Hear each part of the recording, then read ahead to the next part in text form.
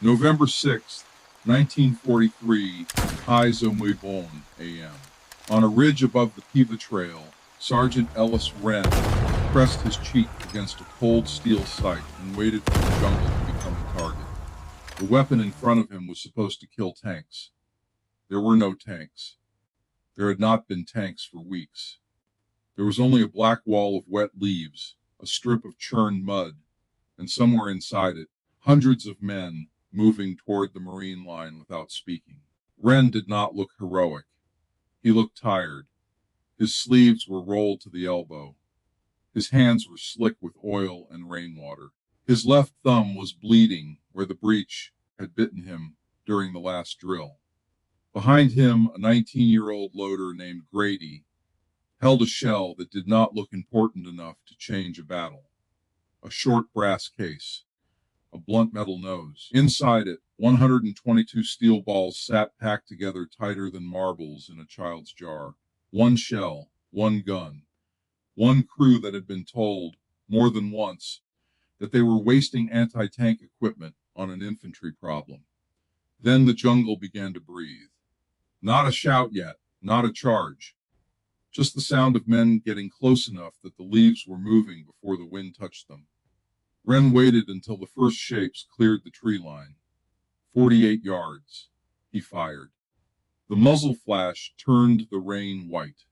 50 feet in front of the barrel, the shell tore itself open, and 122 steel balls burst outward in a widening cone at more than 1,000 feet per second.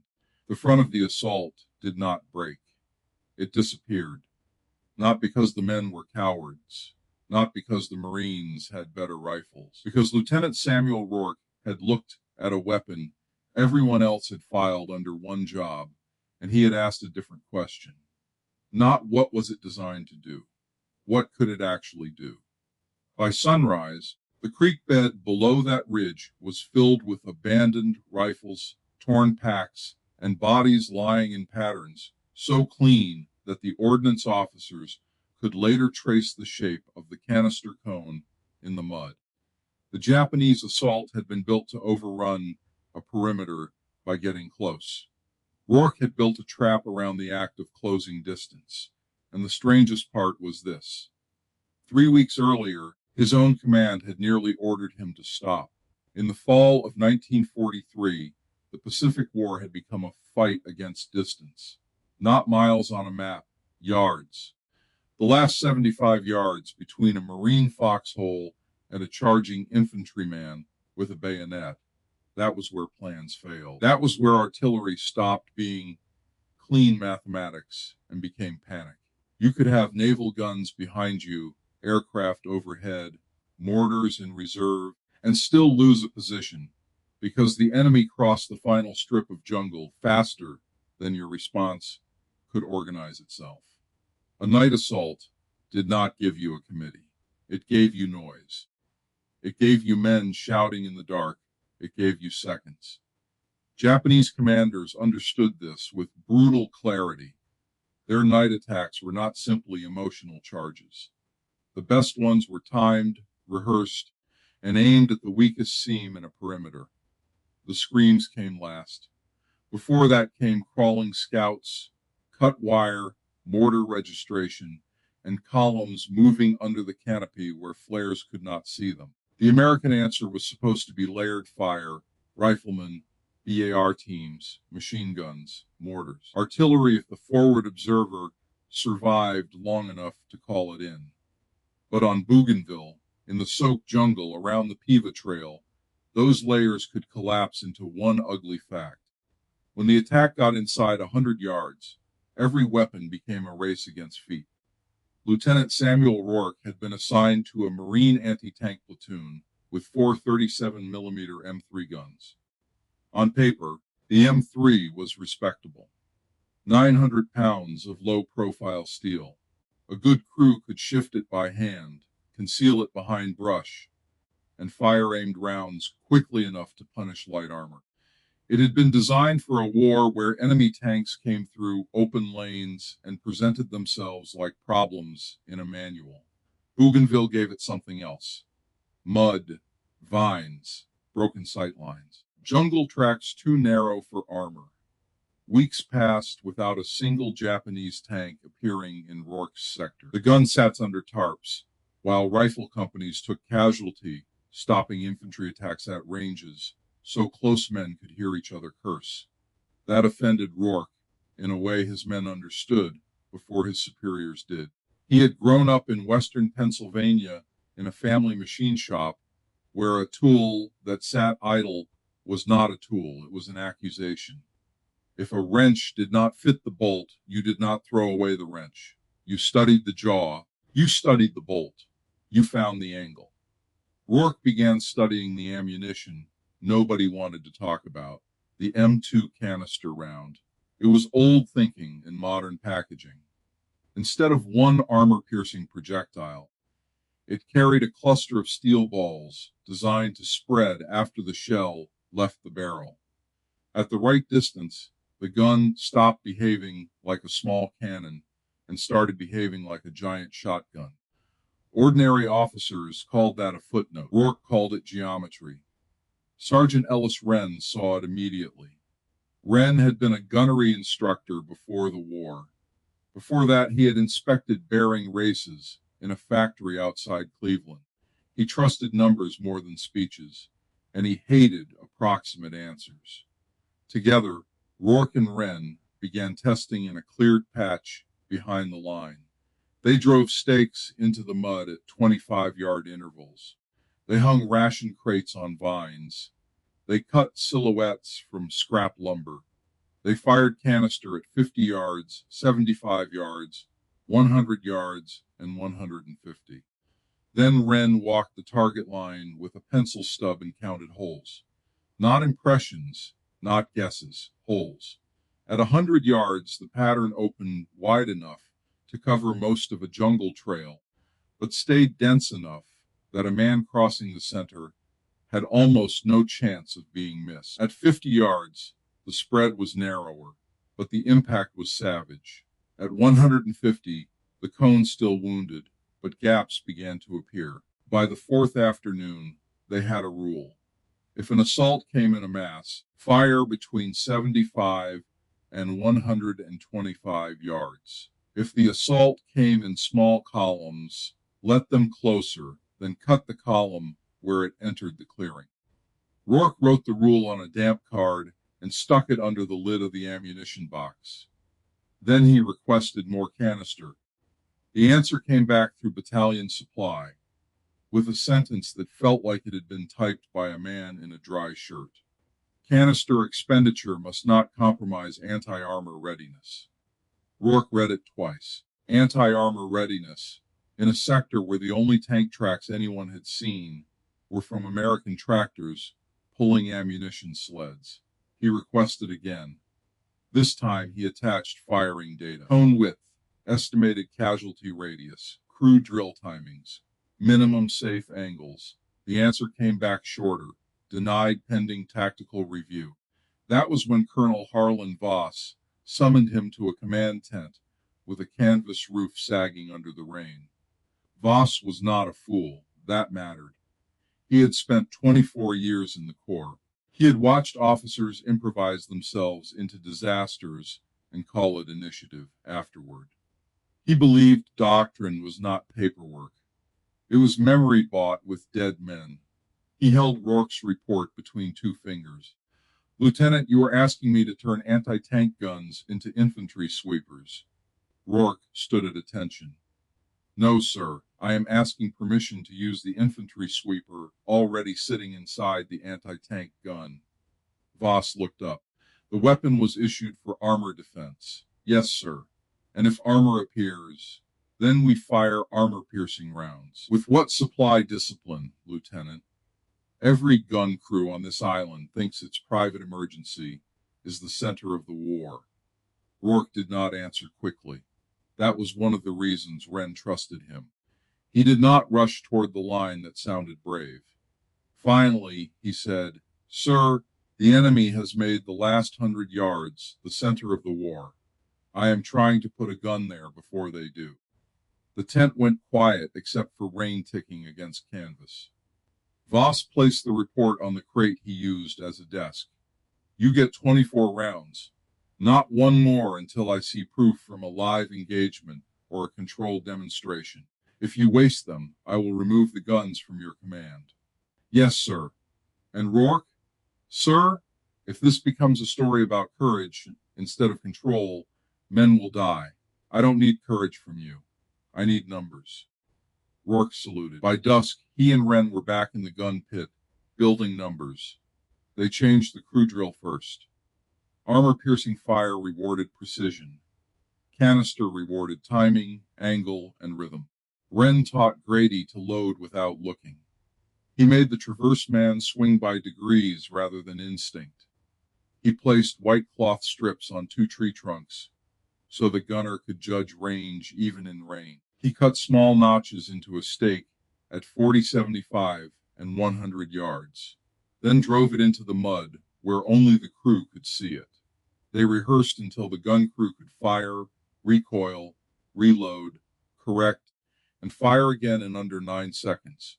No shouting, no wasted motion, no theatrical commands, just hands moving in the dark. On November 6th, the first real test arrived. The Japanese attack began without a scream. That was what made it worse.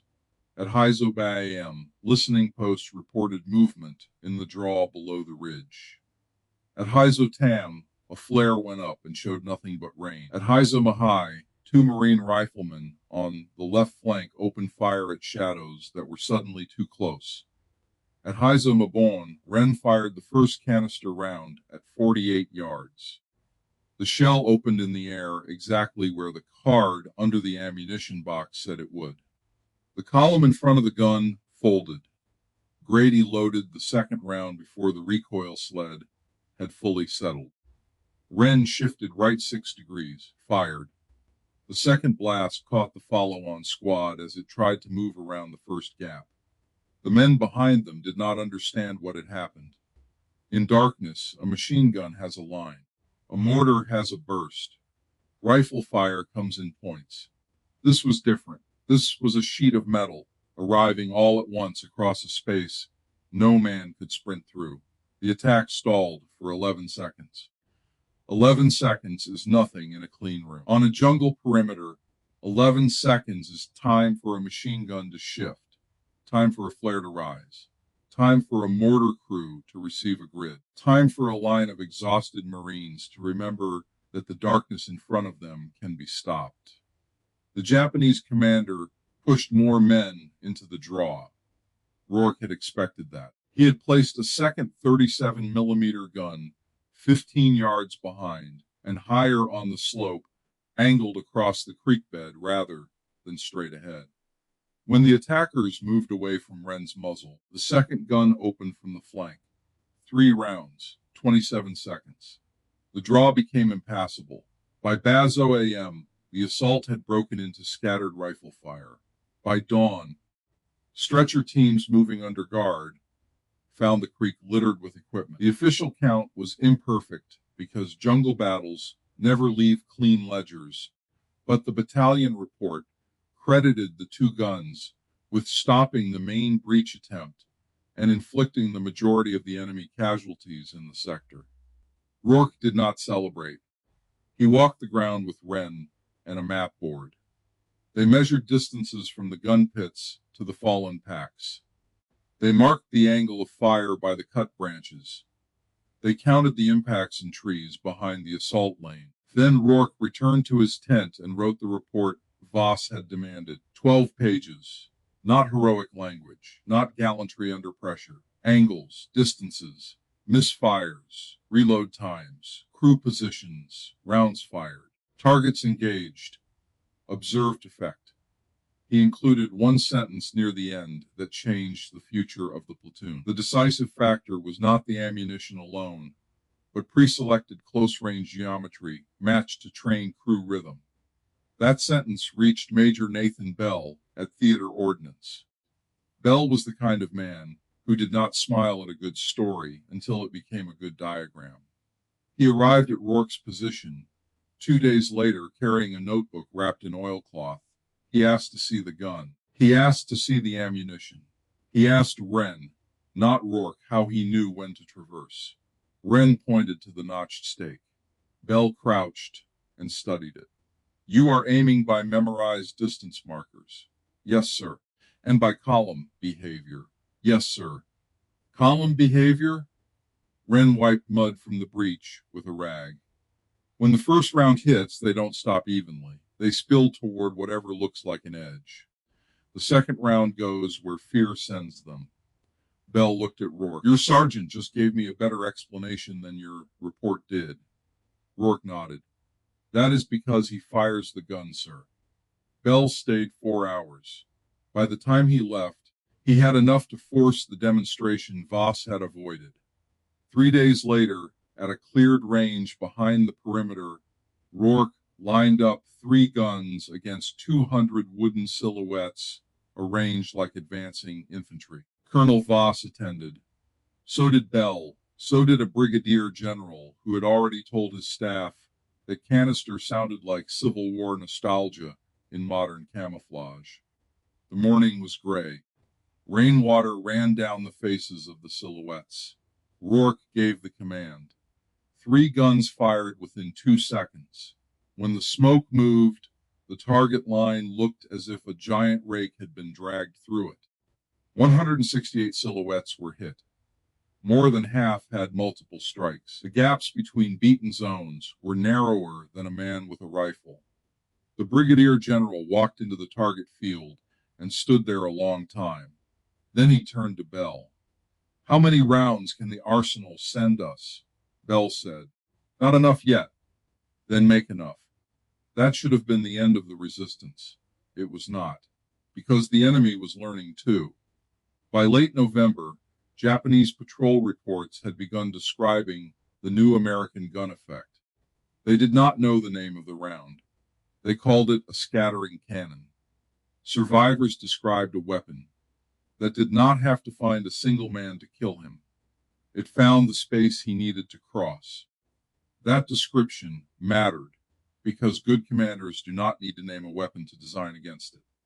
Japanese officers began changing their attack plans. No more dense columns and obvious draws.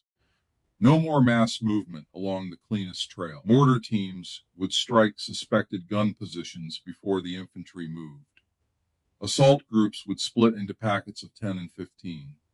Scouts would identify low, flat clearings where a wheeled gun could not easily be placed. Rourke read the intelligence summary under a poncho, then handed it to Wren. Wren read one line twice. Enemy assumes gun positions remain fixed after registration. He folded the paper. That's polite of them. Rourke almost smiled. Almost. The problem was not only the enemy, it was the ammunition.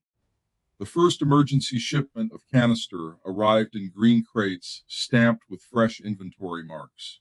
Everyone should have been relieved. Instead, Wren opened the third crate, rolled 3 rounds in his palm, and frowned. He had hands that noticed what eyes missed. The weight felt wrong. At the range, the new rounds proved it. The pattern opened too wide. At 100 yards, there were holes big enough for men to pass through. At 75, still unreliable. A production shortcut somewhere far behind the fighting had created tiny inconsistencies in ball weight and packing. Not enough to fail an inspection by a busy depot officer. More than enough to fail in front of men running through rain. Wren gave Rourke the conclusion without drama. Use them at 50 yards or closer, or don't use them at all. Rourke looked toward the tree line. 50 yards meant the enemy would be almost on top of the guns. 50 yards meant a bad first shot could put bayonets into the gun pit before the second round loaded. 50 yards meant the crews would have to wait past the point where ordinary men would fire just to make themselves feel less afraid. But the math was the math. Rourke rewrote the defense plan. He abandoned the neat gun line his own report had recommended. He moved 2 guns down into ugly ground near Laruma Creek, where no textbook would have placed them because the withdrawal path was poor and the sight lines were too short. He hid one gun behind a burned bulldozer blade. He placed Wren's crew in a shallow scrape 42 yards from the water, covered with cut fern and wet burlap. The position was miserable. It was also exactly where the enemy plan said no gun should be. Colonel Voss found him there on the afternoon before the attack. The colonel looked at the mud, then at the gun, then at the creek. "Lieutenant, this position is almost too close to defend." Rourke said, "Yes, sir." That was not a compliment. "No, sir." Voss stared at the water for a long moment. "You are changing doctrine before doctrine has finished approving the last change."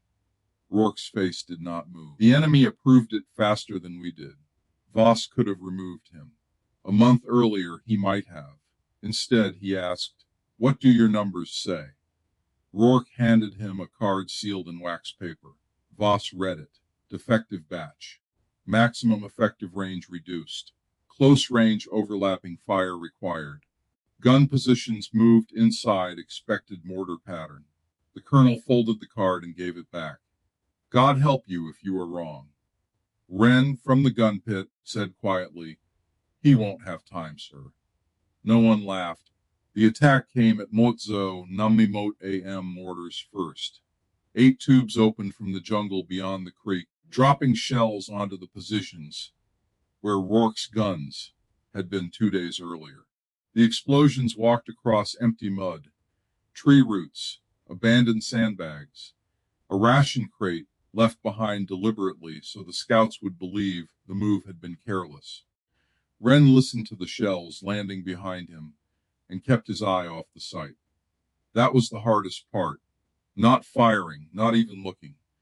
Because a man who moves too early in wet brush tells the jungle where he is. Then the first assault packet came through the creek. No shouting, no flags, no wave. 15 men in a low line, rifles high, water to their thighs.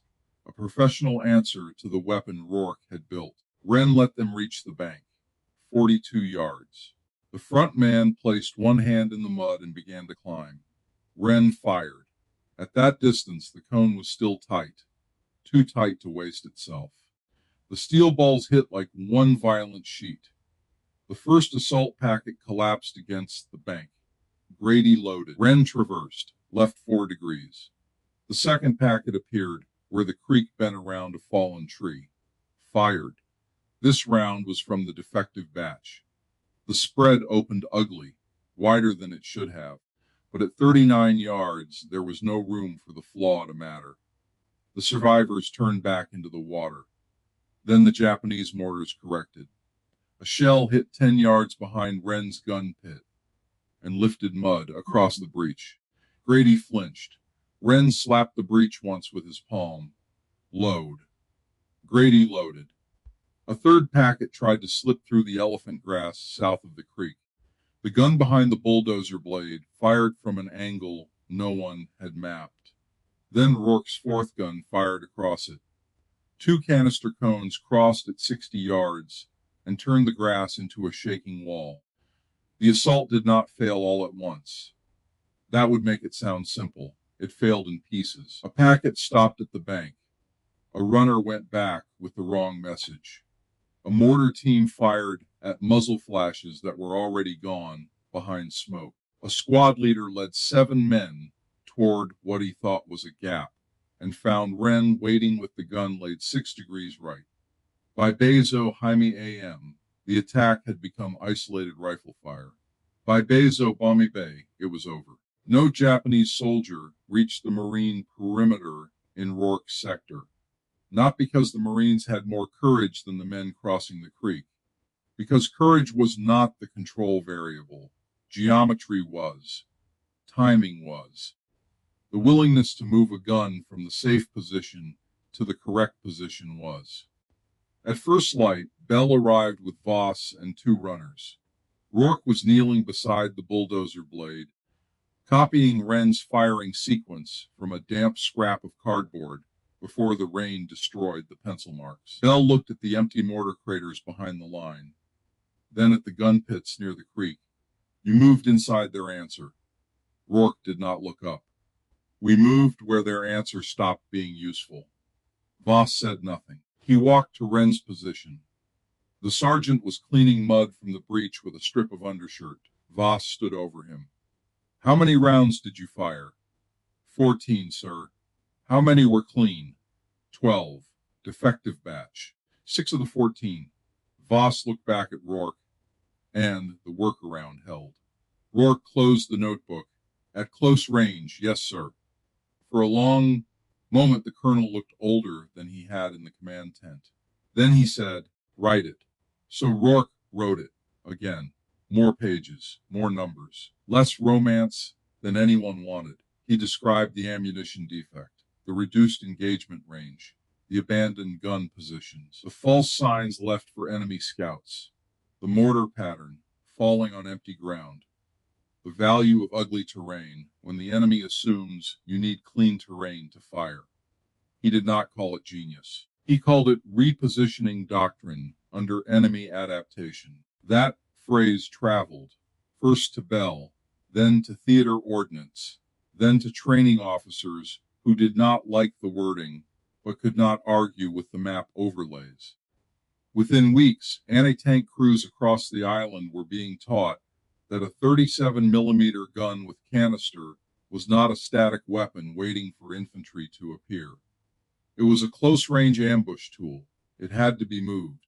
It had to be hidden. It had to fire from where the enemy's last report said it could not be. The lesson spread because it was useful, not because it was glamorous. On other islands, other crews found their own versions of the same truth. A gun thought too small for modern armor became terrifying against men in jungle lanes. A shell dismissed as old-fashioned became precise when the crew understood distance. A doctrine written for tanks changed because the battlefield refused to provide tanks. Rourke was eventually pulled from the line and sent from unit to unit with a canvas map case and a voice that never rose. He did not inspire rooms. He irritated them into accuracy. When a captain said his terrain was different, Rourke asked where the enemy had to cross open ground. When a lieutenant said his crews were too green, Rourke asked how many times they had loaded in darkness. When a major worried about ammunition allocation, Rourke asked how many rounds had been fired at shadows after the perimeter was already compromised. He was not easy to like in those meetings. He was easy to believe because he carried proof. Cards sealed in wax paper, target diagrams, impact counts, crew timing tables, sketches of creek banks and dead ground. The bureaucracy had demanded numbers, so Rourke buried it in numbers until resistance had nowhere clean to stand. The war did not turn on one gun. That kind of sentence belongs on posters, not in history. Bougainville was decided by logistics, airfields, naval pressure, disease, supply lines, and thousands of men doing difficult things no single story can hold. But inside that larger war, there was a smaller truth with teeth. Several Marine positions that might have been tested by close infantry assault were not broken because a neglected anti-tank gun had been given a second purpose. The weapon had not changed. The operator had. That was the part the manuals eventually absorbed. Not use canister. That was too simple. The deeper lesson was this. A weapon's official category is not the same thing as its battlefield value. The category belongs to the supply room. The value belongs to the person who understands the problem clearly enough to use the tool honestly. After the campaign, Rourke spent the rest of the war in training and ordnance work. Men who expected a battlefield legend found a narrow man with tired eyes who cared too much about ammunition lots and crew drill cards. He corrected range estimates in red pencil. He made officers explain what they would do when the enemy adapted. He asked every class the same question. What changes when the other side learns? Most students answered with new weapons. Rourke shook his head. First, your assumptions move.